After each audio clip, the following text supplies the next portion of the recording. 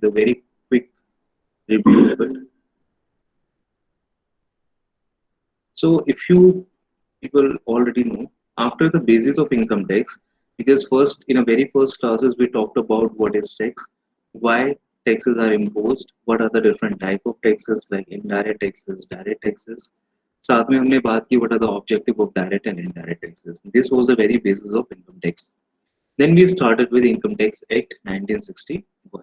In a very first discussion, we first talked about section section 1. Section 1 of Income Tax is the introductory section which talks about the commencement of Income Tax Act, applicability of Income Tax Act, right? Then we started with section 2, and as I already told you, section 2 is yes, definition section. Under this section 2 definition section, we talked about section 2 subsection 7, which is Seven. SSC, right? हमने बात की कि SSC क्या होता है और उसके बाद हमें पता लगा there are 4 different type of SSC. इसके बारे में हमने बात की.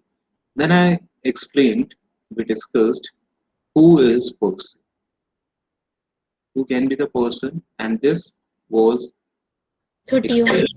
Yes, section 2 subsection 3(1), right? Person definition. And we get to know there are 7 type of person, 7 person. उसके बाद हमने बात की सेक्शन 4 के बारे में. Section 4 is basically the charging section. Although it is not very important to discuss, but again, you all must know what is the charging section. I have already told you the charging section is, this is the section which provides answers that how we are going to impose the taxes. Charging section one of the most important section. साथ में हमने बात की previous year के बारे में. Previous year के बारे में लास्ट क्लास का ये डिस्कशन था. Previous year it is under section 3, and we also talked about assessment year.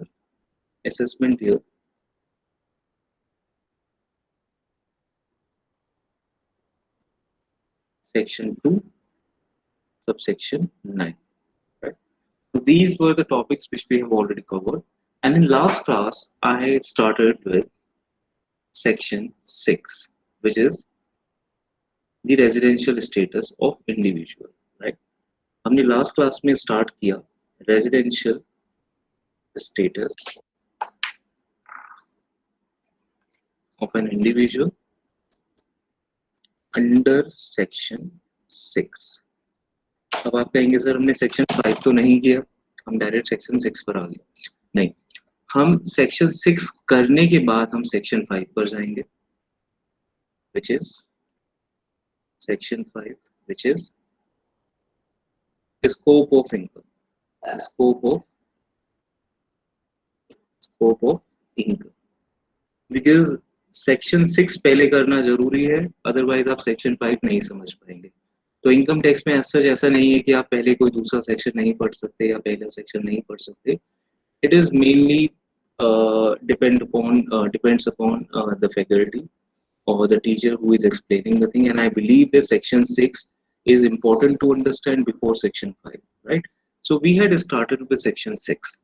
In last class we started with section 6, and we get to know that section 6, under section 6 we talked about the residential status of individual, right? हमने start ही किया था discussion of individual. How to decide the residential status of an individual. And what I told you, this residential status can be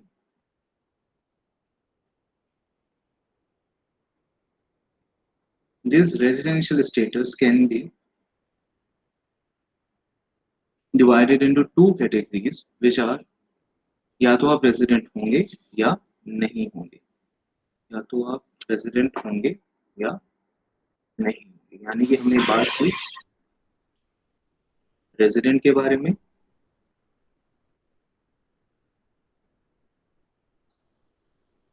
और हमने बात की या तो आप नॉन रेजिडेंट होंगे। ठीक है, क्यों जरूरी है इसका आंसर आपको बाद में पता लगेगा, पहले हमें समझना है what are the different type of resident.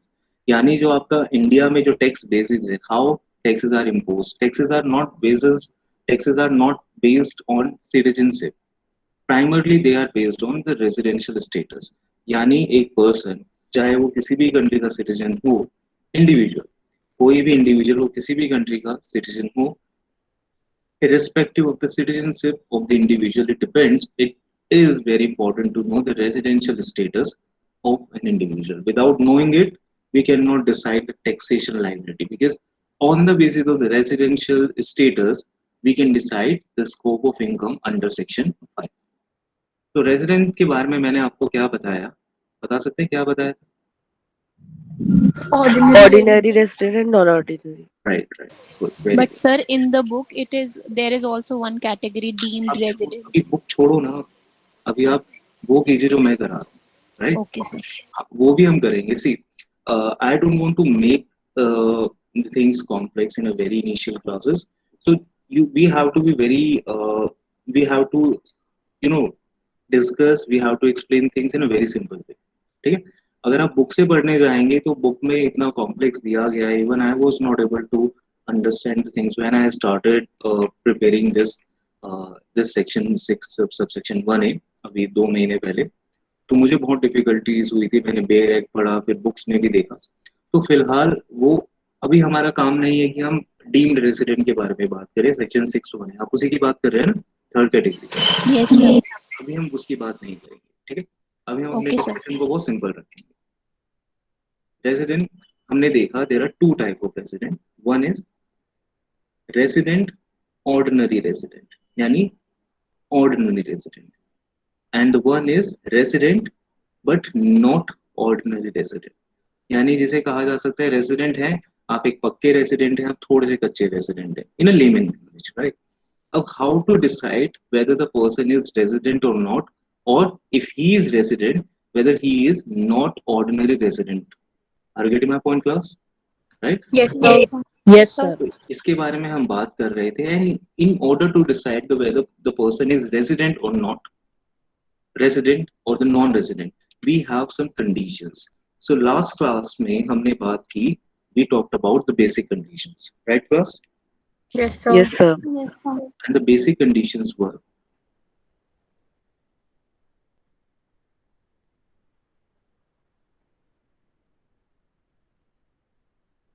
basic conditions.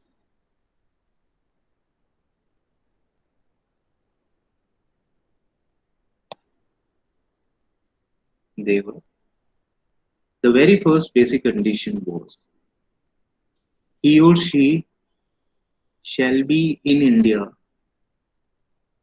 He or she is in India for 182 days 180. yes, in relevant previous year.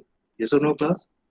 Yes, sir. Yes, sir. 182 days रहना जरूरी है in relevant previous year. In our case, the relevant previous year is what? 2000. 2021. Very good.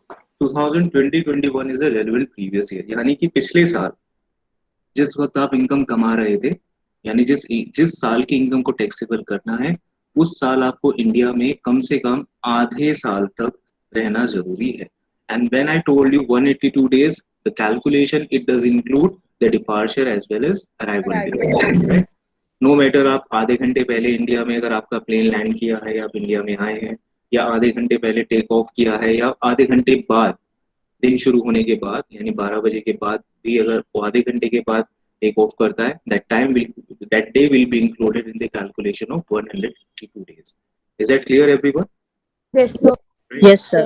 Now the second condition, देखिए हमेशा ध्यान रखिए, this is the first basic condition, or and, should I write or and? Or. Very good, because there is an option whether you can opt for first, यानी कि अगर आप first condition fulfil कर पा रहे हैं तो कोई दिक्कत नहीं है, अगर आप फर्स्ट नहीं कर पा रहे हैं तो आपको सेकंड मौका यानी सेकंड चांस दिया गया इंडिया का रेजिडेंट बनने के लिए, which is 60 days, 60 days in relevant Relevant. previous year plus इसी के साथ सेकंड कंडीशन में भी दो कंडीशन है, राइट? सेकंड बेसिक कंडीशन में भी दो condition, 60 days in relevant previous year and 365. days 5 days of immediate preceding for relevant previous years. preceding previous year. Now, I hope you all know what is a preceding previous year. Do we all Yes, know? sir. Right. Yes, sir. Okay, fine. If someone has no idea about the relevant preceding previous year, इसका simple सा मतलब है हमारे previous year से ठीक पहले वाले immediate presiding previous year, उनकी उनमें आप 365 डेज आप इंडिया में रहने चाहिए। हमारी क्लियर क्लास? Yes, sir. ठीक है, तो ये हमें समझ आया था, लास्ट क्लास का डिस्कशन भी कुछ यही रहा था। नाउ अब decision rule, now we are going to talk about the decision rule which we did not discuss in the last class, decision rule. What is the decision rule here?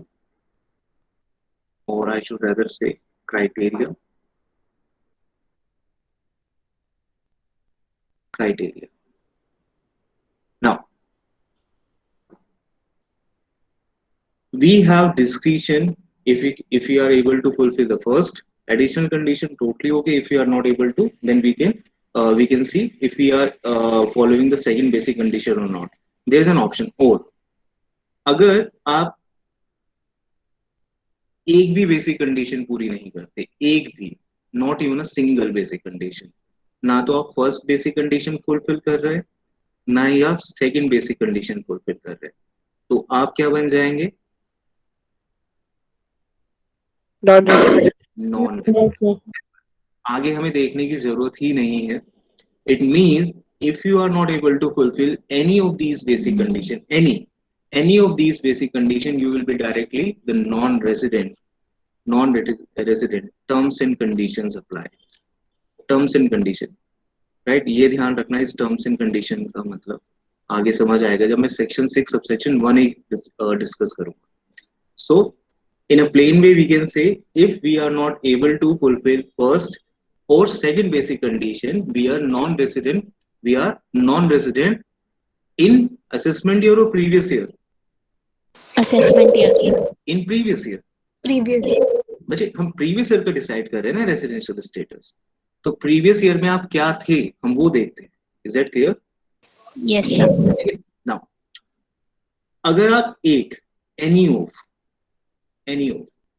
दो कर रहे हैं उससे भी कोई फर्क नहीं पड़ता, ऑप्शन है। अगर आप इंडिया में, मान लीजिए इंडिया में ही आप का बर्थ हुआ और आप इंडिया में ही रह रहे हैं शुरू से, तो आप दोनों ही बेसिक कंडीशन पूरी कर रहे होंगे, कोई दिक्कत नहीं है, फिर भी आप रेजिडेंट होंगे, फिर भी we will be resident. Am I clear, class? Resident. Yes, sir. But the question arises, which type of resident? Ordinary resident or not ordinary resident? ये हमें कैसे पता लगे? देखो ये तो पता लगा कि आपने बेसिक कंडीशन फुलफिल किया, आप रेजिडेंट हैं, लेकिन आपको ये नहीं पता लगा कि आप ऑर्डिनरी रेजिडेंट हैं या नॉट ऑर्डिनरी रेजिडेंट हैं। यस और no? Yes, sir. Yes, sir. अब इसको डिसाइड करने के लिए we have another type of conditions, advance condition जिन्हें कहा जाता है एडिशनल कंडीशन। एडिशनल कंडीशन समझ आ रहा है सबको? Yes, sir. Basic condition will let you know whether you are resident or not. Additional condition will let you know whether you are ordinary resident or not ordinary resident. Am I clear? Yes, sir. Right. Yes, sir. So this is the first thing I introduce here. I'm now going to tell you the additional conditions. Okay, if you want to take the screenshot, please you can. Else I'm Take it. Okay, fine, good. Now, अब हम बात कर लेते हैं, बहुत important है discussion ये। I'm going to make a chart here in order to make you people understand कि मैं क्या बताने की कोशिश कर रहा हूँ। छोटा सा चार्ट बनाते हैं, ये क्या बनेगा? नहीं, छोटा सा चार्ट फ्रेम कर लेता हूँ।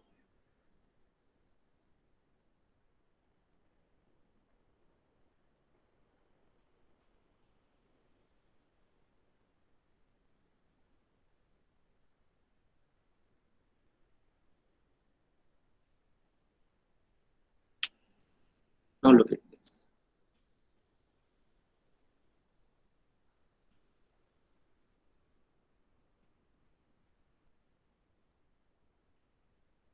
is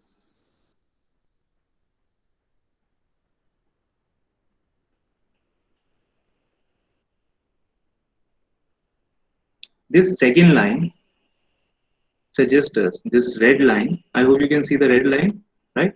Yes, sir. This red line suggests us relevant previous year. And in our case, the relevant previous year is 2020. 2021. very good. आपको हमेशा ये मैं याद दिलवाता रहूंगा. Right. Now, from this time period, this is, अब देखिए, relevant previous year से पहले वाला टाइम वो क्या होगा? Preceding previous year, yes or no? Yes, sir. So it is the first preceding previous year. Can I write it like this? Preceding Yes. previous year 1. And the year would be what? 2019-20. 2019, 2020. Now the second is 2018-19. 2019. Now the third one is 17-18. 1718. Very good. And the fourth one is this. 16-17. Yes, 2016. Now, ये इसको बनाने का purpose क्या है? The very basic purpose is to understand that how we look at the preceding previous year. Now, I'm going to make such previous year like I'm going to make total 10 preceding previous year. 10 क्यों? Anyone of you? हमने तो अभी तक 4 की बात की है. Any idea? No, sir. आप ये कह सकते हैं ना कि सर एडिशनल कंडीशन में हो सकता है 10 तक की बात. Yes or no? Yes, sir. बस आप ये मुझे कंफर्म करना कि मैं सही बना रहा हूँ या नहीं. कई बार एक कोई ना कोई ईयर मिस हो जाता है, then it's a problem. 11-12, right? The last one is the 10th preceding previous year would be of 2010-11. Yes, class? Yes, sir. Yes, sir. These are the total 10 preceding previous years. इसे मैंने बस बना दिया है जिससे कि आपको सारी कंडीशन साथ के साथ क्लियर हो जाए. Now, what we have seen so far, the very first basic condition was 182 days in relevant previous year. Yes, class? 182 days in relevant previous year, which is 2020-21 in our case. 182 days. And or second one was At least 16 days. days. 5 days. 5 days in yes, India. very good. Or 60 days in relevant previous year and यहाँ तक, right?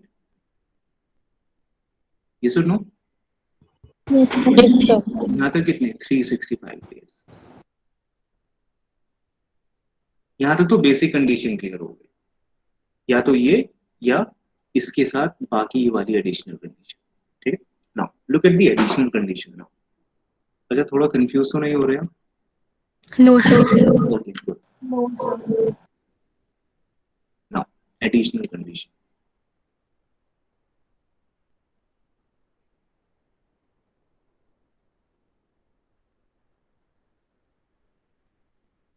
अच्छा, additional condition आपको किस लिए चाहिए? Ordinary, non-ordinary. Ordinary and non-ordinary. To आप be ये तो ordinary or non-ordinary. राइट, आप ये तो कंफर्म कर चुके हैं कि अगर जिसने बेसिक कंडीशन पूरी कर ली, that individual is resident for sure, but we have to make sure that the resident, whether he is ordinary or not ordinary resident. In order to do this, we have two extra additional conditions, and these two extra additional conditions are he or she shall be, मैं short में लिख रहा हूँ, he or she shall be in India, he or she is in India for 730 days. For 730 days in in 7 preceding previous. समझ आया? Yes, class. Yes, sir. यानी the first additional condition is what? He or she is in India for 780 days at least, right? At least word is important. जितनी भी condition है उनमें सब में at least word होगा यानी कम से कम. He or she is in India for at least 730 days in 7 preceding previous year. Now, if I explain this, मैं इसे ऐसे कह सकता हूँ. Yes. जो रेड वन था वो बेसिक कंडीशन थी. BC is a basic condition. Now, the black one is additional condition on this diagram. Now, look at this. 7 यहाँ तक होगा. Yes or no, class? Yes, sir. Yes, sir. Yes, sir. 7. यानी previous year से पहले वाले 7 सालों में यानी 2013-14 तक up till 2013-14, from 2013-14 to 2019-20, the stay must be of at least 730 days. कम से कम. This is the first additional condition. And अच्छा and या और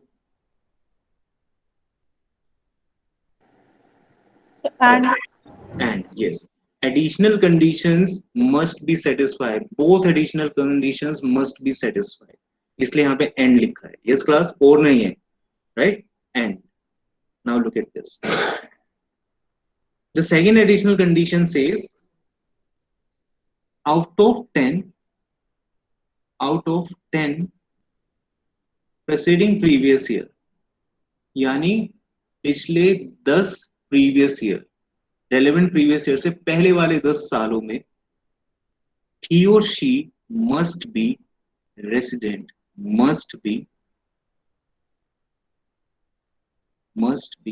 resident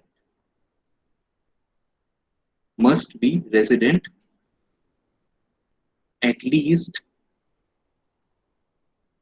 2 years. Now look at these two conditions. ये 10 है, right? ये 10 लिखा है, लोपी नहीं है, 10 है. ये लोपी दिख रहा है ये. Yes, 10 preceding previous year. He or she must be resident at least 2 years. Now if you look at these two additional conditions very carefully, ऐसा नहीं लग रहा है एक जैसी? Same. Same 730 days. No, 7. अच्छा 730 days भी तो 2 years ही होते हैं. Yes, sir. हाँ. Yes, sir. अगर आप 730 days को आप देखें तो वो भी 365 multiplied 2, which is 730 days. So don't Sir, you but think? 730 Yes. days in total or 2 years, it's not specified. Okay. Sir but it's written must be resident. Resident के तो सिर्फ 182 days होंगे ना एक ईयर में and 2 years is like तो 730 तो total हो गए ना years. Okay, fine, good. देखिए, there is a huge difference between these two conditions. These condition may look like same. कि ऐसा लग रहा है कि दोनों का मतलब एक जैसा है कि 730 days को मैं convert करूं तो it will be of 2 years, right? यानी first condition ऐसा लग सकता है कि first condition is asking कि आप 2 years 7 preceding previous year में और दूसरी condition 10 preceding previous में 2 year. It doesn't make any sense, right? ऐसा लगेगा कि बस second condition में time थोड़ा सा बढ़ा दिया गया है, but it doesn't look like this. They are totally different. Now, if you talk about the first additional condition, it talks about the stay. It talks about the stay in India for 730 days in 7 preceding previous year. यानी कि हमारे relevant previous year से पहले वाले 7 सालों में कुल मिलाकर आपका रेजिडेंट कितना होना चाहिए? 730 दिन. Am I clear, class? Yes, sir. Yes, sir. If you look at the second additional condition, what it says? It says, out of 10 preceding previous year, you must be resident at least 2 years. अब resident का मतलब समझ नहीं है. कि sir resident का मतलब क्या है। आप रेजिडेंट कब बनते हैं बताइए। जब basic condition Basic condition. Very Yes, good. you Very shall good. be in India. Very good. Yes, correct. It simply means कि आप 10 सालों में से कम 2 बार बेसिक कंडीशन तो पूरी कीजिए। यस और नो? यस और नो? yes sir. तो can I right it like this? और सेम है, बस मैं इसको एक्सप्लेन कर 10 preceding previous year में at least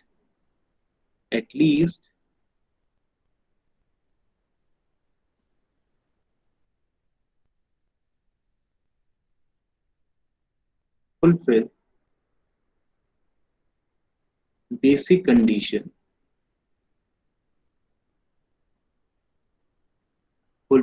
condition at least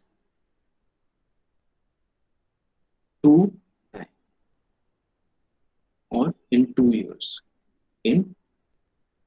years out of 10 preceding previous year। बात तो एक ही है ना? yes or no class? yes or no? Yes sir. I hope the second additional condition is clear. Yes, sir. Right? यानी कि पिछले 10 presiding previous year में आप किसी भी 2 साल आप बेसिक कंडीशन फुलफिल कर दीजिए, because base once you fulfil the basic condition you becomes resident. Yes और नो? यस और no? It's not Yes, asking sir. you कि ordinary बनो या non ordinary. It simply says the second additional condition simply says कि you must be resident at least 2 times in 10 preceding previous year, right? तो ये now look at this diagram again.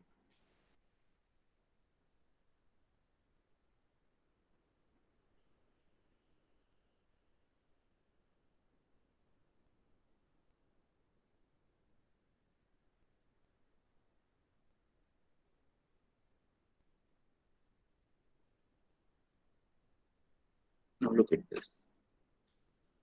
10 years. थोड़ा सा ऊपर बन गया but कोई बात। It means in 10 years at least 2 times.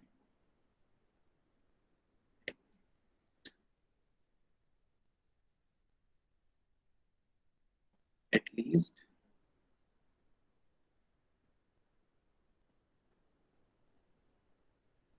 2 times resident. समझ आया क्लास? Yes, sir. किसी को कोई problem? Any one of you any problem? Sir resident मतलब कोई भी बेसिक कंडीशन फुलफिल करके बन सकता है ना? ऑब्वियसली हाँ, हमने वही तो बात की, आइदर और की बात, राइट? ठीक है, तो Yes. अगर हम ध्यान से देखें इसे, कुछ अभी ऐसा लगने वाला है। थोड़ा सा बस जनरलाइज मैं आपको कर रहा हूँ, इस तरह से दिया नहीं गया है, बट ऑब्वियसली मेरा काम है आपको चीजों को जनरलाइज करके बताना। Now look at this.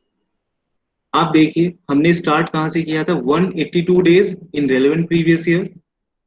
Yes, Yes, that was the first basic condition.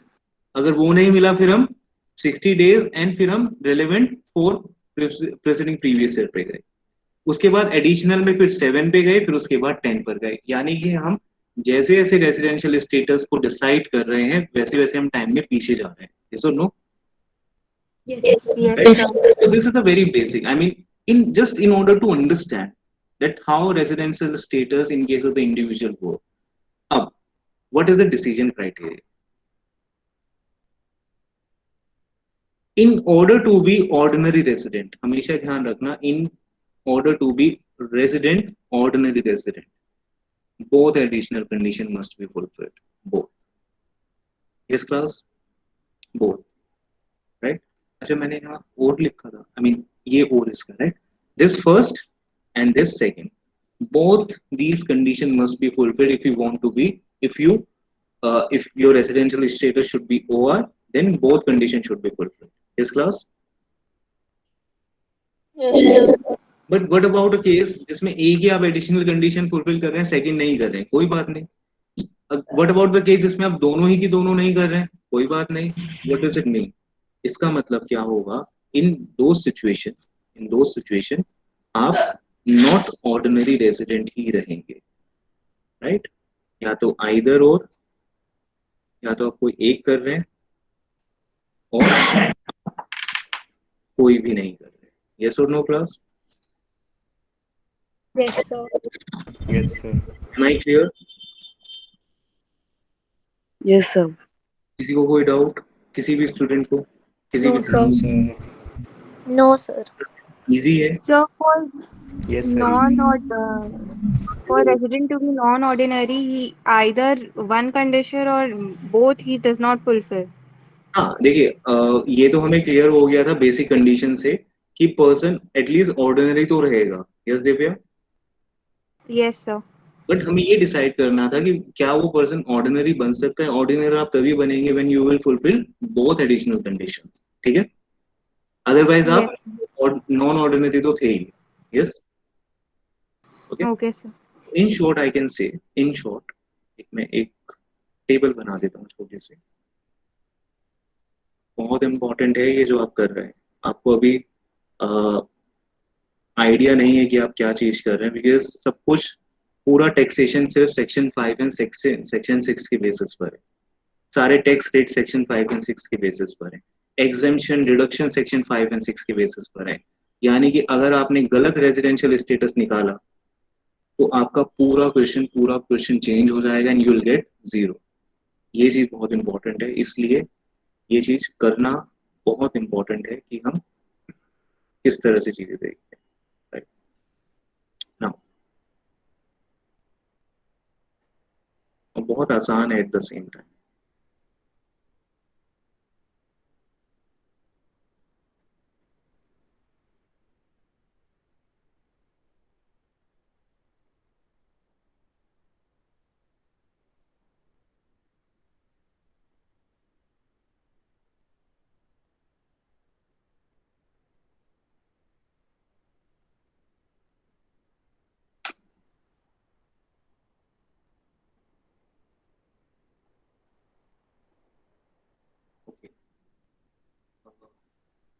Non resident,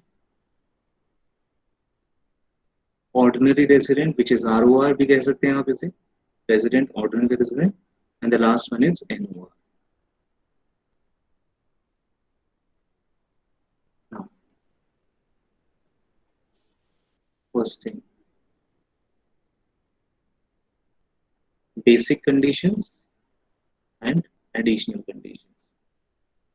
I'm just giving you the conclusion. अगर किसी को अभी भी प्रॉब्लम है तो इस कंक्लूजन से समझ सकता है। नाउ अच्छा, वन बाय वन।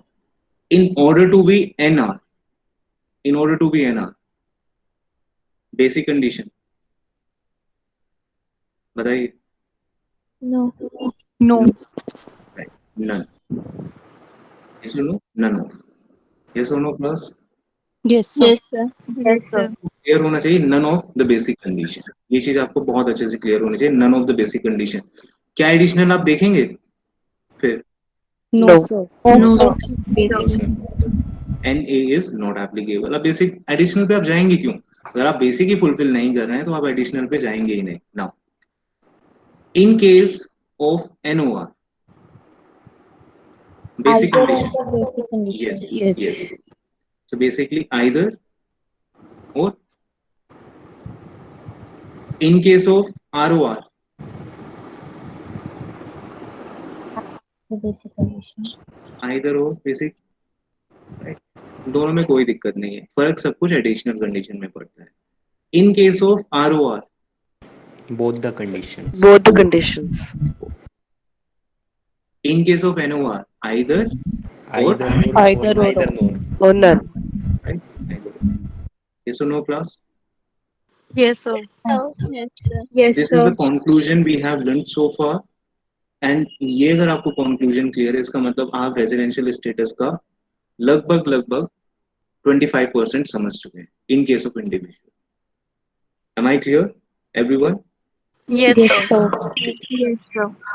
अगर अभी भी किसी को प्रॉब्लम है, any one of you, if any one of you has any problem, please let me know. Feel free. और I will call the name, then उस केस में फिर आप लोग आंसर नहीं दे पाए, अदरवाइज आप मुझे वैसे ही बता दीजिए। सबको क्लियर है? Yes, sir. Yes sir. Yes, Okay. sir. Sir हाँ जी, खुशी बोली। सर मतलब डाउट तो कोई नहीं है, बस एक चीज पूछनी थी कि जैसे जो बेसिक कंडीशन थी वो सेक्शन 6 सब सेक्शन 1 में थी, तो ये वाली भी उसी में इंक्लूड होती है, कौन सी वाली? ये एडिशनल वाली? देखिए, एडिशनल का मुझे ऐसा सेक्शन अभी क्लियर नहीं है, बट आप इसको सेक्शन 6 में पढ़िए। यानी जो रेसिडेंशियल स्टेटस इंडिविजुअल की हम बात कर रहे हैं ना, तो उसको हम सेक्शन 6 में, ओरल सेक्शन 6 में पढ़ते हैं। 6 में सर, ठीक है? 6. Okay sir. Okay, good, fine. तो we have done this thing. Last year तक क्या होता था? लास्ट ईयर तक हमें सिर्फ इतना पढ़ाना होता। I mean this was a conclusion. I mean, whenever I used to teach like this residential status, थोड़ा सा और आगे तक पढ़ाना होता, उसके बाद खत्म हो जाता था residential status of individual. But in budget 2020 the government has made some amendment, and this residential status has now become very complex. It has become so vast that we really need to have the proper understanding of section 6 subsection 1a. क्या है वो? अगर आप book से पढ़ेंगे तो थोड़ा सा कंफ्यूजिंग लगेगा, थोड़ा नहीं बहुत ज्यादा कंफ्यूजिंग होगा। इसलिए आज की क्लास में within 20-25 minute we are going to make sure that we will understand the entire concept of section 6 subsection 1a. Yes class, fine? Okay sir. Yes. ठीक है, okay, good. Remember when I talked about the basic conditions, what I said about the basic condition? Either or. Yes? Yes, sir. या तो मैंने कहा 182 days वाली पूरा कीजिए, या आप 60 डेज प्लस 365 डेज वाली पूरा कीजिए। लेकिन there are some exception cases. There are some exception cases when we will have only one option of basic condition number 1. Yes, class? यानी कि एक ऐसा टाइम आएगा, कुछ ऐसे एक्सेप्शन केसेस आएंगे जहां पर हमें बेसिक कंडीशन 1 मिलेगी फुलफिल करने के लिए। यानी 60 डेज प्लस 365 डेज वाली बेसिक कंडीशन आपको नहीं मिलेगी। अगर आपने फर्स्ट वाली फुलफिल की तो आप रेजिडेंट हैं, अगर आपने फर्स्ट वाली फुलफिल नहीं की तो सेकंड को हम नहीं देखेंगे, डायरेक्टली आप क्या बन जाएंगे? What? Non-resident. Very good. We are now going to talk about that situation. Okay, I am going to change the screen now. ठीक है? Yes sir. Okay, fine, good.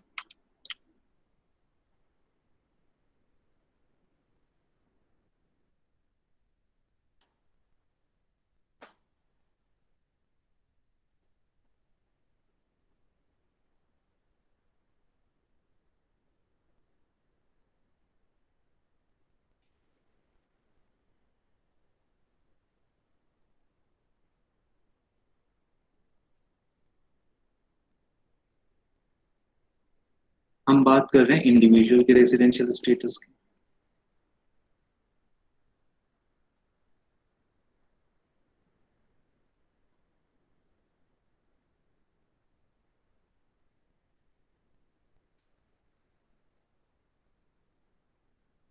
The very first thing what we had seen, मैंने क्या बताया?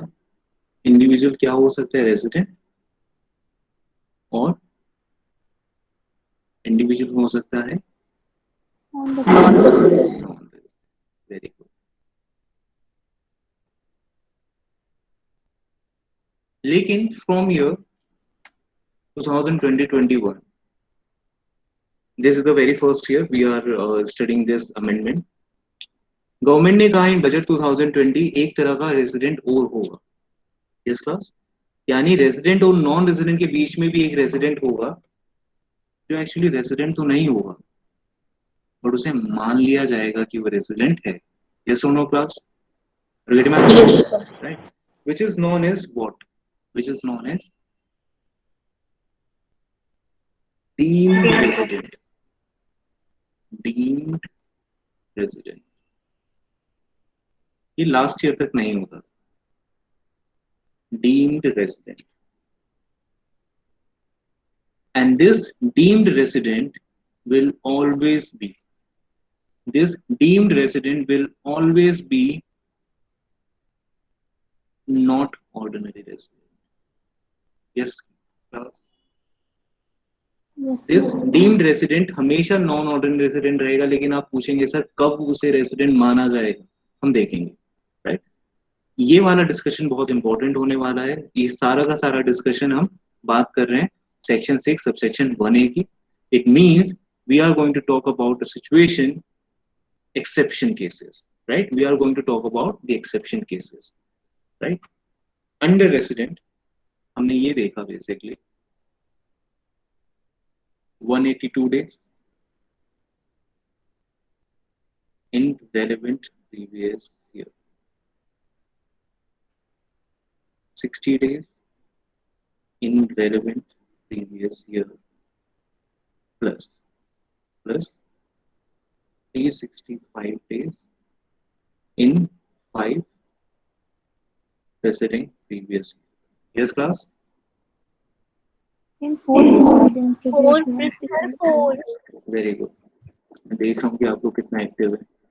4 preceding previous year. Very good. Okay. Now, there are exception cases when we will consider only first basic condition. समझ आ रहा है class? Right? Yes, हम उस sir. exception cases की बात कर रहे हैं. Now, what are these exception cases? Okay, देखते हैं किस पेज में आ जाएगा नहीं आएगा.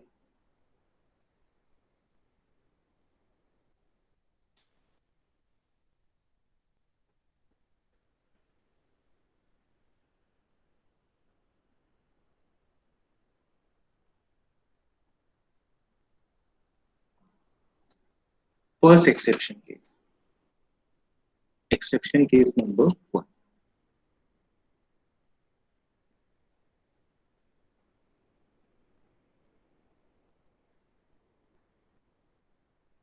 Now, listen it very carefully. Indian citizen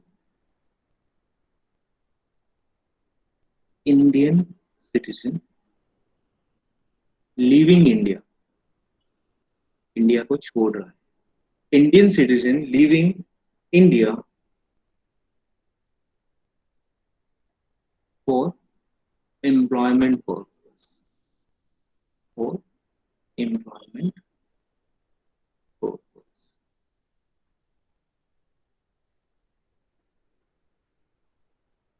अगर कोई इंडियन सिटीजन इंडिया को छोड़ता है for what? Employment. Employment purpose. In such a case, that person will be qualified under exception case number 1. अच्छा, what does it mean by this employment purpose? क्या मतलब लगता है आपको इसका? Find a job outside India.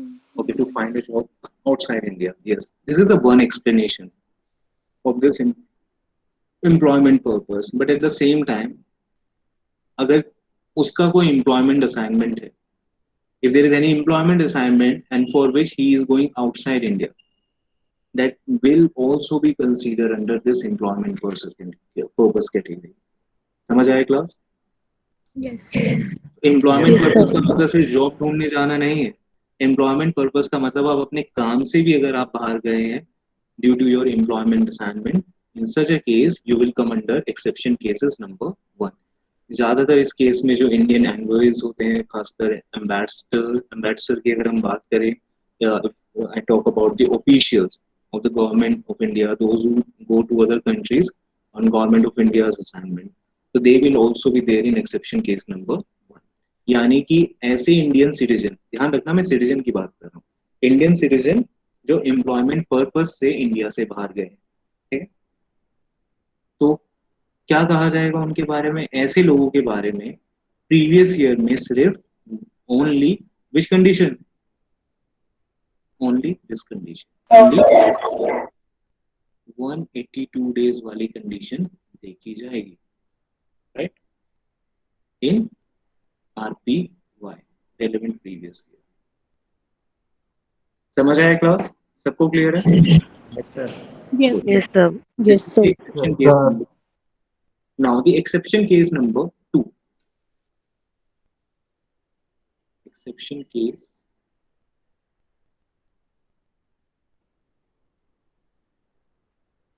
number 2. what does it say, this exception case?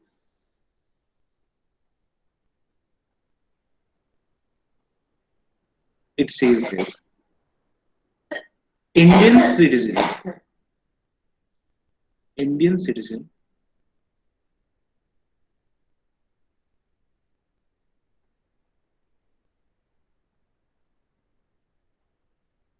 is a crew member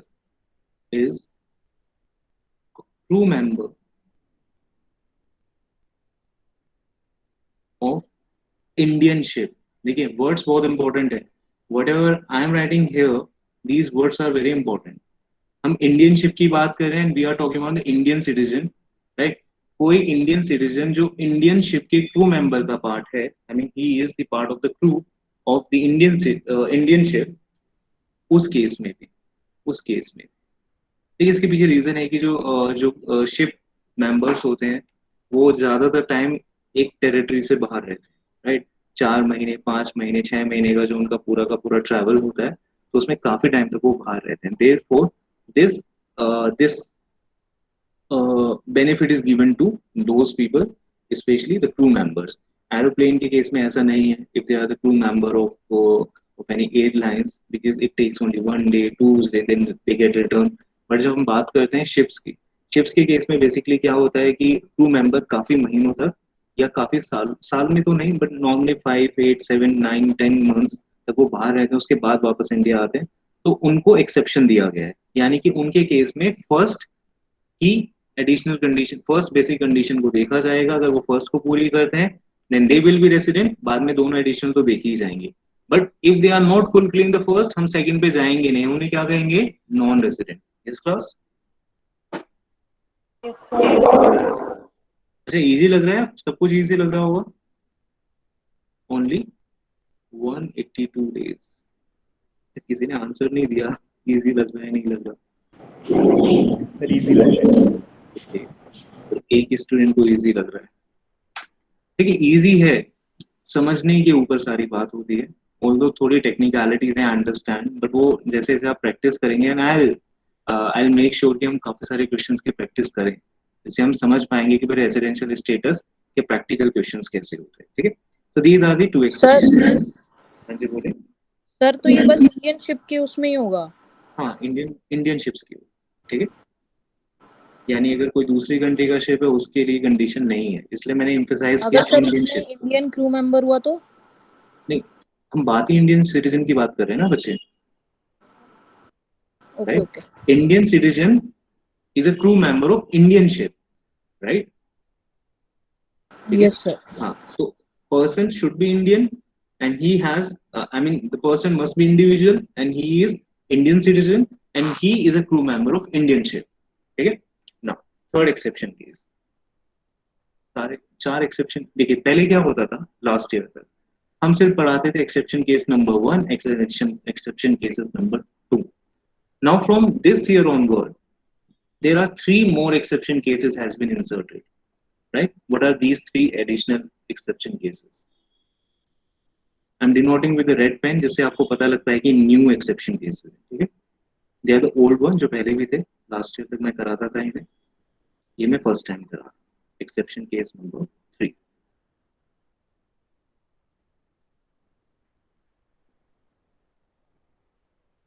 This exception case number 3, listen it very carefully. Indian citizen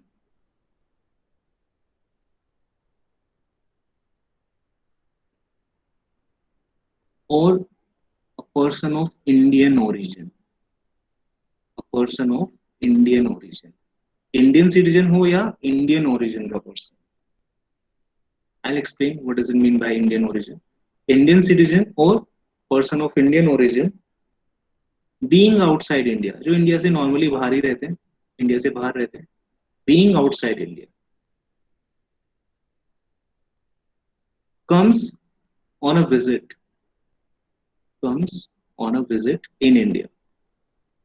India में घूमने आए. ठीक है, यानी कोई इंडियन सिटीजन या इंडियन ओरिजिन का person जो इंडिया से बाहर रहते हैं वो इंडिया में घूमने के लिए आए, comes on a visit in India. इनके केस में भी सेम, only 182 days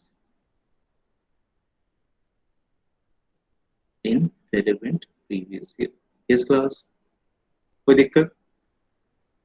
So हाँ जी बोले. it means that it should be 182 days. Sorry. So in this exception, it means visit should be of at least 182 days. नहीं, ये मतलब नहीं है. इसका मतलब है कि मान लीजिए कोई मिस्टर एक्स है, इंडियन सिटीजन है, इंडिया में घूमने के लिए आए, राइट? अगर वो इंडिया में, उनके बारे में ये कहा गया कि अगर उनका स्टे इंडिया में 182 डेज तक है या उससे ज्यादा है, तो वो रेजिडेंट होंगे. यस और no? Right? Yes, sir. But what about case अगर उनका रेजिडेंट इंडिया में 160 डेज है, तो हम सेकंड बेसिक कंडीशन पे जाएंगे ही नहीं. वी विल डायरेक्टली से ही is non resident. Am I clear? Yes, sir. It simply means in 3 first exception cases, we will follow only first basic condition. Can I say this? Yes, sir. Right? तो मैं इसको थोड़ा सा simplify और कर देता हूँ. आई डोंट नो आप लोगों को एक क्लियर हुआ है या नहीं हुआ. Exception case number 1, exception case number 2 and exception case number 3, तीनों में सिर्फ आप बेसिक कंडीशन नंबर 1 देखिए. अब ठीक है? ओनली. ठीक है? Yes, sir one doubt was there. Sir मतलब उनका जब अगर वो विजिट पे आए हैं तो उससे पहले वाला हमारा जो उससे पहले वाला प्रीवियस ईयर है उसमें वो 182 डेज इंडिया में रहने चाहिए, राइट? बट पहले वाला कौन सा? पहले वाले का मतलब क्या? रेलेवेंट प्रीवियस ईयर में. हाँ, हम रेलेवेंट प्रीवियस ईयर की ही बात कर रहे हैं. हाँ घूमने आएंगे. वो रहने चाहिए ना 182 डेज तक. नहीं, इसका मतलब ये नहीं है. इसका मतलब ये है कि अच्छा रेजिडेंट बनने के लिए, राइट? Yes sir. हाँ यस सर. हाँ, ये कहा गया कि इन तीनों केसेस में they must be in India for at least 182 days, only then they will become resident. ठीक है? Okay sir. अगर वो 182 डेज नहीं तो आप क्या करने लगे? आप सेकंड बेसिक कंडीशन देखने लगोगे कि भाई 60 डेज तो है, फिर 365 डेज है या नहीं है, राइट? ऐसा नहीं करना. इन 3 केसेस में आप सिर्फ बेसिक कंडीशन नंबर 1 देखेंगे, यानी इन तीनों केसेस में बेसिक कंडीशन नंबर 2 को नहीं देखना. Am I clear? Yes sir. ठीक है? तो आपको पहले के बेस पे डिसाइड करना है वेदर दे आर और दे आर नॉट. ठीक है? Yes, Okay? sir. Yes sir. Good. Now, exception case number 4. अब टैक्स असली में तो टैक्स अभी शुरू हुआ है. पहले की क्लासेस में तो हम नॉर्मली चीजें कर रहे थे. And that's what I love about tax. It's so technical that we really need to understand in a very layman way first. Otherwise, अगर आप बेयर एक्ट से आप पढ़ें तो वो समझ में नहीं आता ज़्यादा. Exception case number 4. Now listen it very carefully. आप exception number 3 and exception number 4 को कंपेयर करना, right? Now look at this. Indian citizen. I am using word Indian citizen. Indian origin. Both are same in both condition. Yes or no class? यहाँ पर भी Indian citizen की बात हो रही है, यहाँ पर भी इंडियन origin की बात हो रही है. Next, being outside India. Is it also same? Yes. Both are same. Third, comes on a visit in India. ये भी same है. Change क्या है? Comes on a visit in India. अगर आप basic, if you look at the exception case number 3 and exception case number 4, they are same. There is no difference at all. Yes or no? Yes. ऐसा तो नहीं है. अगर difference नहीं होता तो फिर हम एक ही बना देते. Yes or no class? Difference तो होगा. Yes, sir. Yes sir. Difference आ गया. It says and. And में सारी कहानी छुपी है. And having this Indian citizen or Indian origin person having income from Indian sources. ध्यान से सुनना. Indian sources से उसकी इनकम भी है. जो 15 लाख से ज्यादा है। How much? 15 lakh, exceed rupees 15 lakh. समझ आया? Yes class? This is sir the एक बार ओनली दोबारा और बता डिफरेंस। दीजिए। यस, देखिए exception number case 3 and exception case number 4 में there is no difference at all. The only difference is in exception case number 4 this Indian citizen जो India से बाहर रहता है, इंडिया में विजिट के लिए आया है, या इंडियन ओरिजिन का पर्सन जो इंडिया से बाहर रहता है सिर्फ विजिट के लिए आया है। But in this exception case उसकी इनकम पे फोकस किया गया है कि उसकी इनकम इंडिया के सोर्सेस से 15 लाख से ज्यादा है। Am I clear? यानी वो 15 लाख की इंडियन इनकम भी अर्न कर रहा है। Am I clear class? Yes sir. Yes, sir. ये मैं सेक्शन 5 में बताऊंगा कि इंडियन इनकम का मतलब क्या होता है। फिलहाल आप ये समझिए कि इंडियन इनकम मतलब Indian income. Yes class? So, I have a हाँ जी बोलिए। so if there is a person who earns Indian income less than 15 lakh, but still हाँ he is lying in the category of exception 3. हाँ बिल्कुल, आप इसमें ये भी लिख सकते हैं एक्सेप्शन केस नंबर 3 में ब्रैकेट में does not exceed 15 lakh. So in फिर भी either cases, हाँ जी he will बोलिए। be. So in either cases, he will be fulfilling the conditions, no? Sorry you are not audible बच्चे। Hello, So am I audible? you are audible but your voice is cracking up actually। So maybe some network issues. हाँ एक बार आप दोबारा बोलिए, एक second. So I was in either of the cases, if the income is less or more than 15 lakhs, हाँ like in the category of like exception cases category, so either he will be considered the resident, right? सी जितना मैं समझ पाया हूँ So exception if he has 15 lakh, but still he's lying in the category of third exception case. बच्चे your voice is cracking up actually. अगर किसी को question Sir, समझ she's आया है प्लीज asking. हाँ बताइए। सर शी इज आस्किंग कि अगर वो इंडियन सिटीजन उसकी इनकम 15 लाख से कम भी है तो भी वो एक्सेप्शन 3 के अंदर आता है, तो वो रेजिडेंट होगा ना? देखो एक सेकंड क्या चलिए। यस ऑब्वियसली हम एक्सेप्शन केस नंबर 3 की क्यों बात कर रहे हैं? हम बात कर रहे हैं Indian citizen, Indian origin, being outside India, comes on a visit in India, तो उस केस में 182 डेज, राइट? हम यहाँ पे कैलकुलेशन की बात कर रहे हैं कि कब वो इंडियन सिटीजन होगा। Are you getting my point class?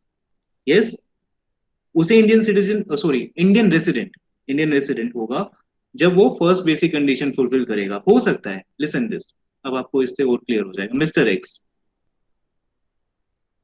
वो 14 लाख ही इंडियन सोर्सेज से अर्न करते हैं, तो वो किस कैटेगरी में जाएंगे? इस कैटेगरी में जाएंगे, यस और नो? हाँ, लेकिन अगर वो 16 कर रहे हैं तो इस कैटेगरी में जाएंगे, यस और नो?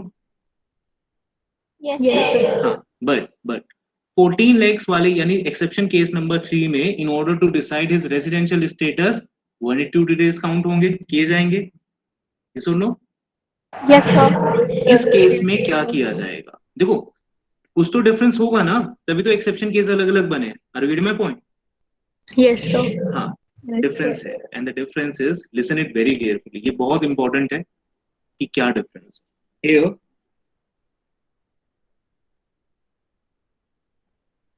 120 डेज, यानी अब ये देखेंगे कि रेलेवेंट प्रीवियस ईयर में वो इंडिया में 120 डेज या उससे ज्यादा अगर थे, then he will be resident. Am I clear? Yes sir. यानी कि all I can say in first case 182 days, in this case also 182 days, in this case also 182 days या उससे ज्यादा, बट इस केस में एटलीस्ट 120। यानी कि यहाँ पर एक ऐसा पर्सन जो इंडिया से बाहर है, बाहर ही रहता है, विजिट के लिए इंडिया है, लेकिन इंडिया से 15 लाख की इनकम कमा रहा है, तो इंडियन गवर्नमेंट क्या कहेगी, भाई आओ हमें टैक्स दो, तो उनको जो टाइम पीरियड है ना कम कर दिया गया। इस तरह से समझ सकते हैं। From 182 days now he has a time period of 120 days. अगर वो 121 डेज भी रहता है, he will be the resident. Yes और no class? Yes, sir. Yes everyone Yes, sir. Good good. Yes. ये बहुत बड़ी चीज थी, अगर आपको ये समझ आ गई तो इसका मतलब अब आपको बुक में कुछ भी देखने की जरूरत नहीं है, ठीक है? Yes, sir. Sir there is a doubt. हाँ जी बोले। सर आपने जो बताया 14 lakhs वाला, बट सेक्शन 3 में तो कोई बात ही नहीं हुई है कि अगर उसकी इनकम इतनी होगी तो हम वैसे कंसिडर करेंगे। वैसे आप एक बहुत सिंपल सी बात है ना, देखो ये चीज सेम है, ये चीज सेम है, ये चीज भी सेम है, ये सुनो। Yes sir. क्या चीज सेम नहीं है? यही तो अलग है ना, ये सुनो। Yes sir. तो इसका मतलब अगर वो 15 लाख से कम भी अर्न कर रहा है तो वो फिर भी यहीं जाएगा, right? Right? But my point is, हाँ तो हमने सेक्शन 3 में तो कोई बात ही नहीं करी ना इनकम की, राइट? बात नहीं की, बेर एक्ट में भी पढ़ेंगे, बात नहीं की गई है। बट आप सीधी सी बात समझिए ना बच्चे, ये तीनों कंडीशन फुलफिल हो रही है, राइट? यहाँ पर भी, यहाँ पर भी। यहाँ पे अगर इनकम की बात नहीं हो रही तो फिर आप इनकम देखिए ही मत, ये सब नो। बट अगर इनकम की बात हो रही है तो income is more than 15 lakh, तो फोर्थ केस में आ जाएगा।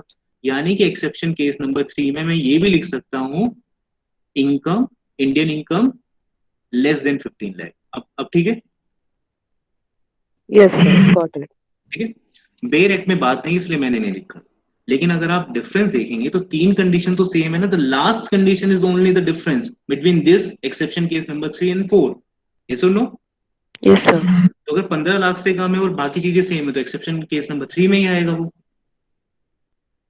Okay sir. This idea is clear to all of you, right? ठीक है, Yes, sir.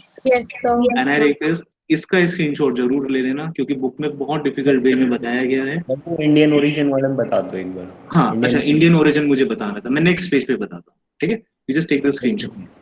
Taken, sir. Okay. Now we need to understand Indian citizen तो समझ आता है, right? Now the Indian origin. What does it mean by this Indian origin word? Indian origin का मतलब the person. हाँ जी बोलिए। Parents are Very good, very good. Indian origin से हिंदी में कहा जाता है भारतीय मूल निवासी। इसका मतलब होता है या तो वो खुद, या उनके पेरेंट्स, या उनके मैटरनल और पैटर्नल ग्रैंड पेरेंट्स। समझ आया? या तो वो पर्सन खुद, या मैटरनल या पैटर्नल ग्रैंड पेरेंट्स, या उनके parents. They were born in undivided India. Undivided India, समझ आया?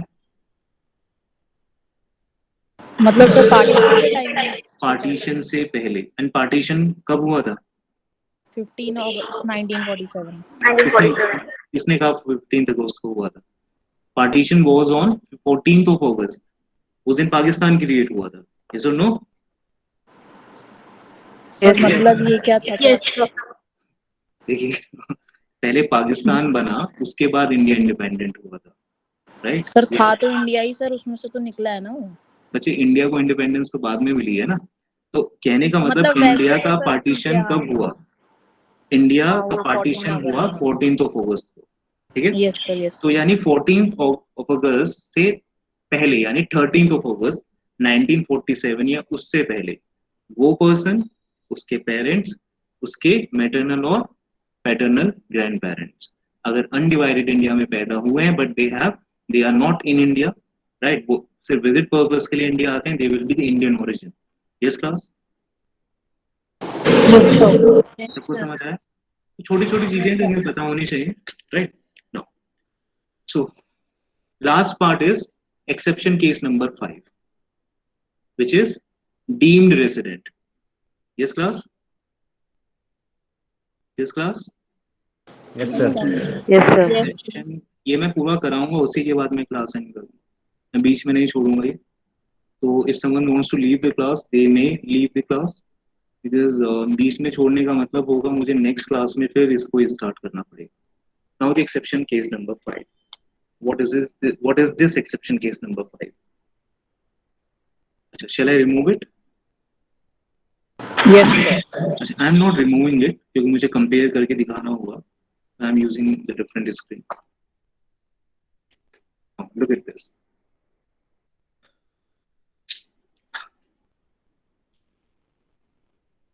Section 6 subsection 1A. This was inserted in budget after budget 2020 and may It means it is the part of the Finance Amendment Act 2020, right? यानी कि ये first time हम पढ़ रहे हैं इसको, यानी इससे पहले मैं भी नहीं पढ़ा था क्योंकि था ही नहीं, ठीक है। Section 6 subsection 1A which is deemed resident। अभी देखिए डीम्ड रेजिडेंट का मतलब क्या है, नाम से पता लगा,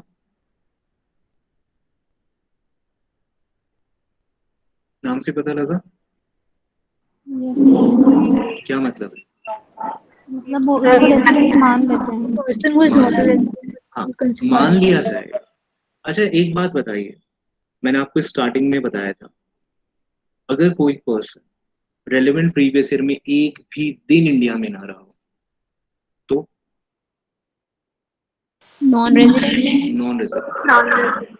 But at the same time, I also said one thing, which is terms and condition apply. याद आ रहा है? Yes, sir. In 99.99% cases, if the individual was not there in India even for a single day, he or she will be non-resident. Yes, class? Yes, क्योंकि आपने जितने भी exception cases देखे, जितने भी जनरल केसेस देखे, हर किसी में एटलीस्ट 60 डेज की बात हो रही थी, 180 डेज की बात हो रही थी, और एक केस में 120 डेज की भी बात हुई। यस और नो? Yes. यानी कि कम से कम आपको रेलेवेंट प्रीवियस ईयर में रहना तो है, यानी जिस ईयर की हम इनकम कैलकुलेट कर रहे हैं उसमें रहना जरूरी है। But when we talk about this section 6 subsection 1A, it says अगर कोई पर्सन इंडिया में एक भी दिन ना रहा हो प्रीवियस ईयर में, फिर भी उसे रेजिडेंट मान लिया जाए। Am I clear, class? Yes? Sir, can you repeat? हाँ, I mean, as per section 6 subsection 1A, if an individual he or she was not there in India in the relevant previous year, still can be considered as deemed resident. समझ आया? Yes, sir. हाँ, मैंने क्या बताया था आपको, याद होगा मैंने टर्म्स एंड कंडीशन बताई थी, राइट? कि एक यहाँ पे टर्म्स एंड कंडीशन में ऐड कर रहा था कि नॉर्मली अगर कोई इंडिया में एक भी दिन नहीं रहा या इंडिया में कम दिन रहा, यानी 60 डेज, आप ये भी तो कह सकते हैं सर 60 डेज से कम जो रहा वो तो नॉन रेजिडेंट होगा ही होगा। यस और नो? Yes. राइट? क्योंकि उससे ऊपर वाली लिमिट कितनी है? 120 डेज है एंड 180 डेज। So 180. हाँ सॉरी 182 डेज। गुड, ये तो हमें पता था कि सर सबसे कम लिमिट ना 60 डेज की थी in second basic condition. Yes और नो? Yes, sir. अगर उससे कोई कम रहा है तो आपको आंख बंद करके लास्ट ईयर तक आप आंख बंद करके कह सकते थे नॉन रेजिडेंट होगा if it is less than 60 days. लेकिन I can also say one thing, अगर एक भी दिन नहीं रहा, 0 डेज, इंडिया की उसने शकल तक नहीं देखी इन रेलेवेंट प्रीवियस ईयर, तो भी वो रेजिडेंट हो सकता है। ठीक है क्लास, मैं क्या बताना चाह रहा हूँ? I hope this idea is clear. कौन सा रेजिडेंट हो सकता है? हमेशा अगर डीम्ड रेजिडेंट की बात होगी तो हमेशा वो होगा नॉट ऑर्डिनरी रेजिडेंट। ठीक है, एनओ, समझ आए? Yes class? यानी डीम्ड रेजिडेंट भी कौन से वाला होगा? Non ordinary resident. ठीक है क्लास, देखें आगे। Yes, sir. Yes, sir. Good, Excuse me, sir. हाँ जी बोले। सर इसका मतलब ये हुआ कि अगर मान लीजिए कोई एक इंडिविजुअल 35 डेज के लिए भी इंडिया में रहता है तो हाँ, वो हमारा नॉन रेसिडेंट होगा, डीम्ड रेसिडेंट की कैटेगरी में नहीं आएगा। नहीं वो देखिए, होने को वो नॉन रेजिडेंट भी हो सकता है जिसके ज्यादा चांसेस है। ठीक है इस Yes, बच्चे, sir. लेकिन वो एज पर सेक्शन 6(1) है, वो डीम्ड रेजिडेंट भी हो सकता है। ठीक है, ओके, मतलब मैं हो 60 डेज सकता से है कम वर्ड यूज का कर उसका रहा हूँ। स्टे होना चाहिए। हाँ जी, मतलब डीम्ड रेसिडेंट के लिए कि उसका जो स्टे है वो 60 डेज से कम का होना चाहिए, तब वो डीम्ड रेसिडेंट में आ डीम्ड सकता है। रेजिडेंट का मतलब है कि उसका स्टे ना भी हो, कोई फर्क नहीं पड़ता। ठीक है, समझ आ रहा है? ओके सर, यस हाँ, सर। ठीक। Now I'm going to tell you what does it mean by the deemed resident, और ये लाया क्यों गया मैं इसके पीछे भी आपको स्टोरी बताऊंगा। This deemed resident will always be what? Always be, बताइए। Non. हाँ, RNR इस RNR भी बोल सकते हैं, NOR भी बोल सकते हैं, कोई दिक्कत नहीं। द कंडीशन इंडियन सिटीजन,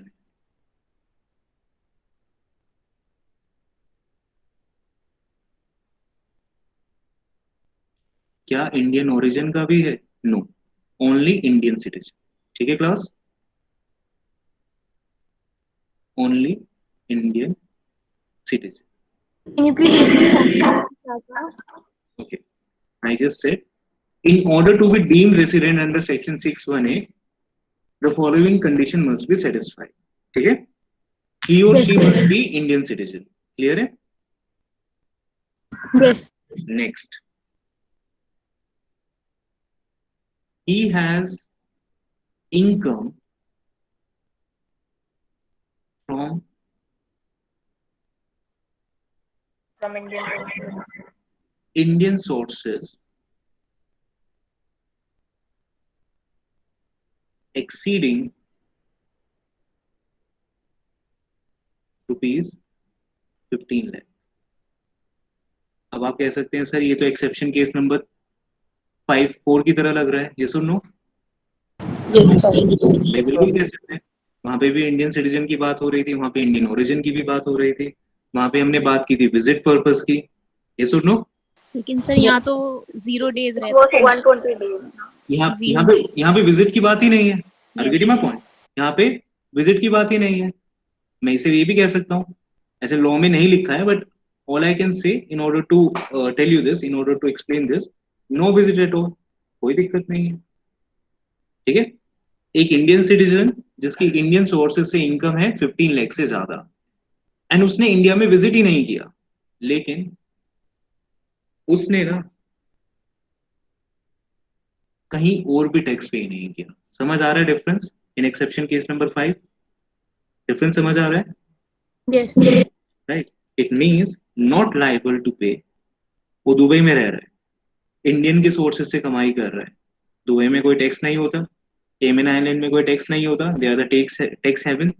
वहां पे आराम से बैठा है, वहां पे टैक्स पे नहीं कर रहा। इंडिया में इंडियन सिटीजन है बट बाहर रहता है, इंडियन सोर्सेज से इनकम भी कमा रहा है। तो गवर्नमेंट ने बोला इधर ये हम आपको डीम्ड रेसिडेंट बना देंगे जबकि आप इंडिया में एक भी दिन नहीं आए। अब समझ आया? एक तरह से टैक्स इवेजन को रोकने के लिए किया गया कि काफी लोग क्या करते हैं, लाइक अलग अलग कंट्रीज में, like Panama it is one of the tax haven, Cayman island one of the tax, Virgin island, right, and there are some other islands also, जिसमें एक है काफी फेमस है, पनामा की बात हो गई, वर्जिन आइलैंड की बात हो गई। Yes, there are few the tax havens, जहाँ पे क्या होता है, एक तरह से वहाँ के टैक्स लॉज ऐसे हैं कि वहाँ पे लोग क्या करते हैं, अपना पैसा ट्रांसफर कर देते हैं, वहाँ की गवर्नमेंट कोई टैक्स चार्ज नहीं करती, बहुत ही कम टैक्स रेट्स होते हैं, तो वहाँ पे लोग क्या करते हैं, अपने पैसे को ज्यादातर पैसा शिफ्ट कर देते हैं थ्रू हवाला, राइट, कुछ इस तरह से चीजें होती हैं। तो एक ऐसा पर्सन जो इंडियन सिटीजन है, रह दुबई में रहा है, बाहर की कंट्रीज में रह रहा है जहाँ पे टैक्स नहीं देना होता, तो गवर्नमेंट ने कहा कि भाई हमारे सोर्सेज से पैसा भी ले रहे हैं, बाहर भी कहीं टैक्स नहीं दे रहे हैं, तो आप क्या बन जाएंगे, डीम्ड रेसिडेंट, इंडिया में ना होते हुए भी। ठीक है, not liable to pay taxes in other countries in, ठीक है, in such a case that person, he or she, Mr. or Mrs. or Miss, they will be what, deemed resident। और इसलिए उस केस पर कौन से वाले deemed resident? Resident. This was the exception case number 5। कैसा लगा आज आप लोगों को, समझ आया? Yes, Yes, sir. This can be the simplest explanation I can give you। और जितना मुझे समझ आया उतना मैंने पढ़ा है। समझ आने का मतलब मैंने सही पढ़ा है, इसका मतलब ये है। और this I would prefer you people not to look at the books for this. फिर आप बुक में देखेंगे थोड़ा सा कंफ्यूज हो जाएंगे क्योंकि मैं आपको इसके बेस पे कुछ न्यूमेरिकल्स भी कराऊंगा, so that we will be properly we will be in a position to properly understand कि how to decide the residential status in these all cases, in normal cases and in 5 exception cases. यानी हमारे पास total 6 type के cases बनेंगे. Normal case, what is a normal case? In which both conditions, basic जिसमें हम conditions. दोनों conditions, yes, जिसमें हम दोनों बेसिक कंडीशंस को देखते हैं. And there are 4 exception cases जिसमें देयर आर 3 एक्सेप्शन केसेस जिसमें हम 182 days. 182 days. There is 1 exception case जिसमें हम 120 days. there is 1 exception case जिसमें हम days 0 0 days. days. 0 days. 0 days. Okay, shall I summarize all this within 2 Yes. or 3 minutes? Yes. Summarize कर दूं? एक question है, Yes, sir. ठीक है. Okay. अगर सर Someone will किसी ask का a question. हाँ जी बोलिए. अगर सर किसी का अगर हमें रेजिडेंशियल स्टेटस अगर चेक करना है तो फिर हम उसके लिए पहले अगर 61A लगाएंगे या फिर 61 लगाएंगे, क्योंकि 61A लगा दी तो वो डायरेक्ट RNOR हो जाएगा. मुझे क्वेश्चन में आपको क्लियरली बताया होगा, आपको पहले वर्ड से ही क्लियर हो जाएगा. Mister x he is Indian citizen, right? Mister x having Indian income from 15 lakh, I mean 15 lakh Indian. जैसे कि देखो दोनों की दोनों कंडीशन लगा सकते हैं. जैसे 61 के अंदर हमें पहले उसके अंदर वो नंबर ऑफ डेज कैलकुलेट करने होंगे, लेकिन इसके अंदर हमें कोई कैलकुलेशन की जरूरत नहीं पड़ती, तो हम पहले डायरेक्ट सीधा डीम रेजिडेंट वाली भी लगा सकते हैं इसके अंदर. मुझे किस बेस पे लगाओगे आप दिलीप? दीप मुझे ये बताइए, कोई बेसिस होगा आपके पास? हाँ बताइए. इसकी सर मान लो कोई पर्सन है, उसकी क्या कहते हैं इनकम जैसे उसकी 15 लाख से ऊपर है, ठीक है. और वो इंडियन रेजिडेंट भी है, यानी हाँ. इंडियन सिटीजन भी है, ठीक है. और वो कहीं लायबल भी नहीं है टैक्स देने के लिए, हाँ हाँ ठीक है. तो फिर हम उसके ऊपर डायरेक्ट हम यही लगा देंगे. जैसे बिल्कुल कि लगाएंगे, तभी तो मैंने पढ़ा है ना कि ये 5 एक्सेप्शन केसेस हैं. फिर आप डायरेक्टली लिखेंगे this is a case of section 6 subsection 1A, right? तो डायरेक्ट सर RNOR बनता है ना इसके अंदर, तो इसके अंदर ROR डायरेक्ट थोड़ी बनता है. इसके अंदर ये डाल रखे नहीं कंडीशन की, हाँ. अगर ये 61A की तरफ से जाएगा तो RNOR बनेगा वो सिर्फ. हमेशा RONR ही बनेगा, ठीक है? हाँ जी सर. तो फिर जैसे मान लो कि अगर सर आप भी मान लो जैसे अगर आपकी भी अगर 15 लाख से ऊपर आप कहीं टैक्स नहीं दे रहे और आप भी इंडियन सिटीजन हो, ठीक तो है. आप पे भी 61A लग सकता है डायरेक्ट डीम हाँ, सिटी. लेकिन मैं इंडिया से बाहर हूँ, इंडिया में मैंने विजिट भी नहीं किया है, राइट? और ये तो केस होगा RONR का, ये राइट? तो सर लिख ही नहीं रखा है इसमें. हाँ ठीक है. लेकिन आप ये देखेंगे कि पिछले जो 4 साल हैं, ठीक है, फिर आप ये भी देखेंगे ना, फिर आप किस कंडीशन पे जाएंगे? फिर आप सर वो मैं पूछ रहा हूँ कि हाँ. पहले हमें ये वाली चेक करनी है फिर उसकी कंडीशन चेक करनी है हमें पहले? कौन सी कंडीशन? एडिशनल? पहले हमें 61A की कंडीशन चेक करनी है, उसकी बेसिक्स कंडीशन चेक करनी है 61 वाले की, यानी कि नंबर ऑफ डेज कैलकुलेट करें. आपको फिर ना आपको बेसिक कंडीशन बच्चे देखने की जरूरत नहीं है, राइट? डायरेक्ट लगा देना सर. हाँ, आप ऑर्डिनरी, आप नॉन ऑर्डिनरी रेसिडेंट तो होंगे उस केस में, ठीक है? हाँ जी सर, RNOR तो होंगे. हाँ. फिर आप ये देखेंगे कि क्या कोई एडिशनल इंफॉर्मेशन दी गई है about the 7 preceding previous year और 10 preceding previous year of additional condition. समझ आ रहा है? अच्छा सर, अगर सर ये प्रैक्टिकल लाइफ के अंदर लगानी हो तो सर ये जैसे कि ये बच्चे, हमें किसी का कैलकुलेशन करनी है टैक्स की, तो फिर उस टाइम पे देखो प्रैक्टिकल कंडीशन कैसे, मतलब आई am not getting you properly. Practical कैसे? जैसे हमें आपकी कैलकुलेशन करनी है टैक्स की, तो फिर हाँ, उसके अंदर तो ऐसे आप कह रहे हैं बताइए क्या मुझ पे सेक्शन 6(1)A एप्लीकेबल होगा? हाँ जी सर, हो सकता है आप पे. कैसे होगा बताओ? इंडियन सिटीजन है आप, आपकी 15 लाख से भी ऊपर हो सकती है इनकम. हाँ ठीक है. और आप कहीं टैक्स भी नहीं दे रहे बाहर, तो फिर आपके ऊपर हो सकता है 61A. तो क्या मैं इंडिया में नहीं दे रहा टैक्स? इंडिया के अंदर यानी कि बाहर नहीं दे रहे, मैं ऐसे कह रहा हूँ, यानी कि सर हाँ, लेकिन मैं इंडिया में हूँ दीप. हाँ जी सर. हाँ, तो मुझ पे सेक्शन 6(1)A कैसे एप्लीकेबल होगा? ये होती है not with standing with close 1, यानी कि उसके अंदर यानी कि हम डेज कैलकुलेट ही नहीं करते उसके अंदर. तो हाँ, लेकिन इस केस में इन माय सिचुएशन क्या मेरे केस में सेक्शन 6(1)A लगेगा? यहाँ पे लगने का चांस इसलिए नहीं है दीप क्योंकि मैंने इंडिया में ही, मैं ऑलरेडी अगर प्रीवियस ईयर में हूँ तो मेरे पास सेक्शन 6(1)A लगेगा ही नहीं, राइट? लेकिन सर इसमें कहीं नहीं रखा ना कि वो इंडिया में होगा तो भी नहीं होगा, यानी क्लियरली यहाँ पे बताया गया है बीइंग आउटसाइड इंडिया. अगर आप 6(1)A को आप पढ़ेंगे तो यहाँ पे क्लियरली मेंशन किया गया बीइंग आउटसाइड इंडिया, राइट? इसका मतलब है कि वो पर्सन इंडिया में विजिट नहीं करता है. बेसिकली जब सेक्शन 6(1)A की बात करते हैं, it is one of the special case जहाँ पर आप इंडिया में ना विजिट करते हुए भी you will be treated as this, I mean like this deemed SSC, sorry deemed resident, ठीक है? अच्छा सर, तो फिर ऐसा करते हैं, हाँ दीप, शायद यहाँ पे आपको थोड़ा सा कंफ्यूजन है, कुछ हम न्यूमेरिकल्स नेक्स्ट क्लास में, I think we have next class tomorrow. हाँ जी Yes, sir. sir. Yes, sir. हाँ, तो कल वाली क्लास में मैं डीम्ड एसएससी के भी कुछ सॉरी डीम्ड रेसिडेंट के भी आपको कुछ स्पेशल केसेस दिखाऊंगा, जिससे आपको चीजें और ज्यादा क्लियर होंगी, ठीक है? Okay sir. Okay fine, any one of you? Sir, I हाँ wanted to ask that section 6(1)(a) में पूरा उसमें तो पूरा इंडिविजुअल रेजिडेंशियल स्टेटस का आता है ना, सॉरी, जैसे B वाला आता है सर। सेक्शन 6(1)(a) में इंडिविजुअल पूरा रेजिडेंशियल स्टेटस का कवर होता है, सिर्फ डीम्ड रेजिडेंट वाला आता है।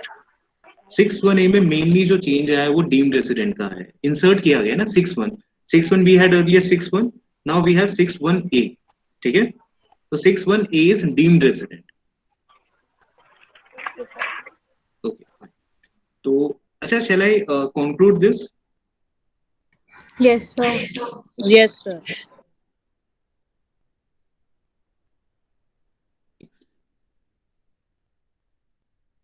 ये हो गया ना आपका एक्सेप्शन केस वाला, ठीक है?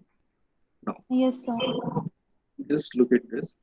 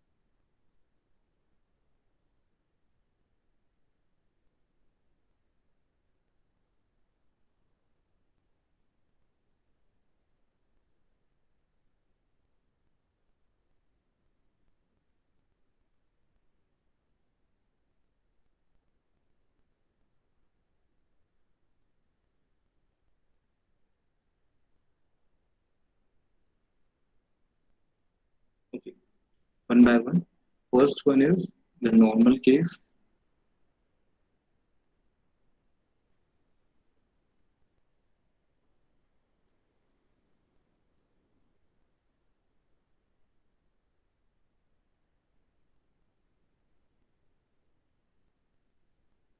First one is normal case. What is a normal case? When both the conditions are judged. Yes, both conditions. Okay. 182 days, 60 days, and 365 days. That was a normal case. Any, yes or no? Any. Now, exception case number one. Exception number one was, क्या था exception number one case? Employment purpose. Employment purpose.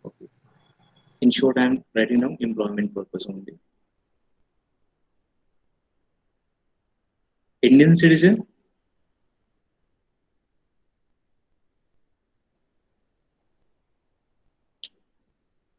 first, it means 182 days.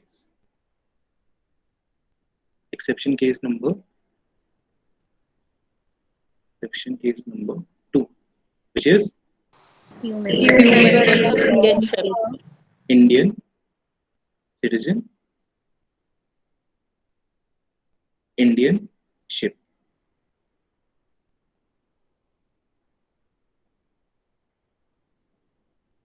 (182 days). Third case, exception number three, which is Indian citizen, Indian origin. Indian origin, IO, yes, very good. Visit purpose, right? आप इसमें ये भी लिख सकते हैं 15 lakh, less than 15 lakh, right? Or up to Yes. 15 lakh from Indian source, Indian sources. which is Indian income, right? Indian from Indian sources. Which condition? Right? 182 days. 182 days. Now, exception case number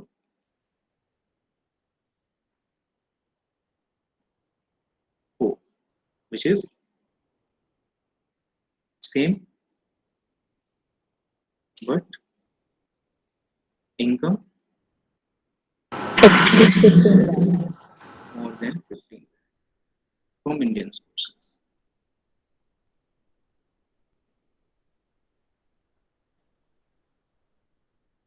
How many? 120 days. 120. Exception case number 5.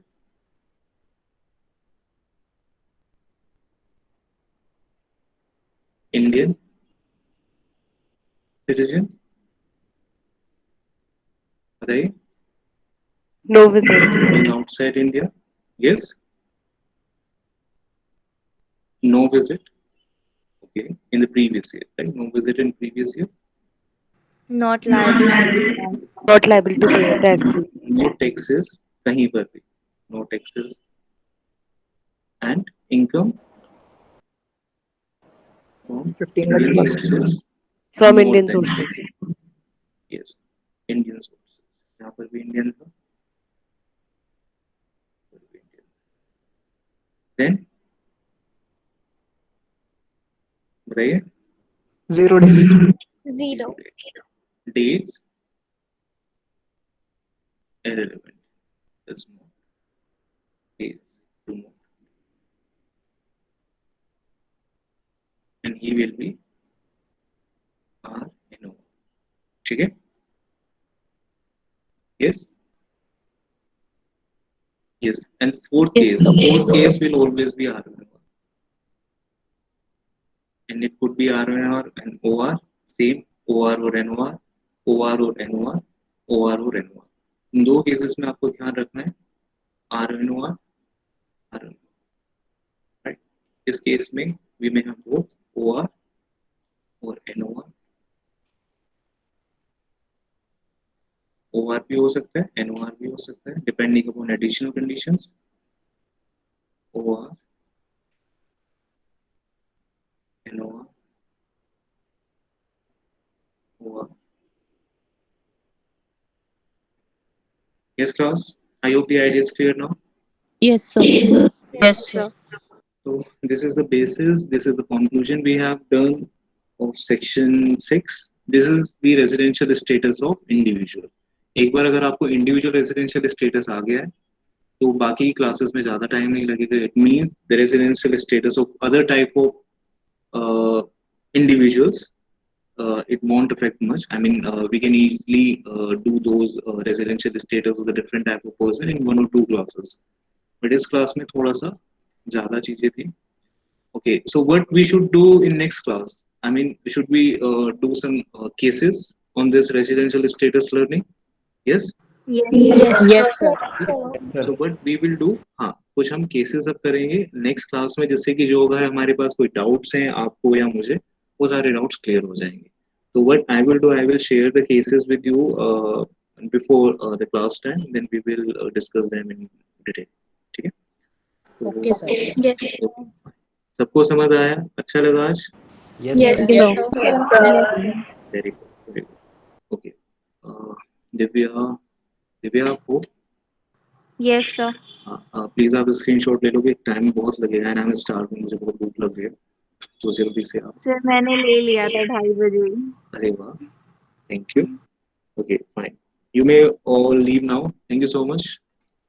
Thank you, sir. Thank you, Thank sir. you, sir. Thank you, sir. Thank you, sir. Thank you, sir. Thank you, sir.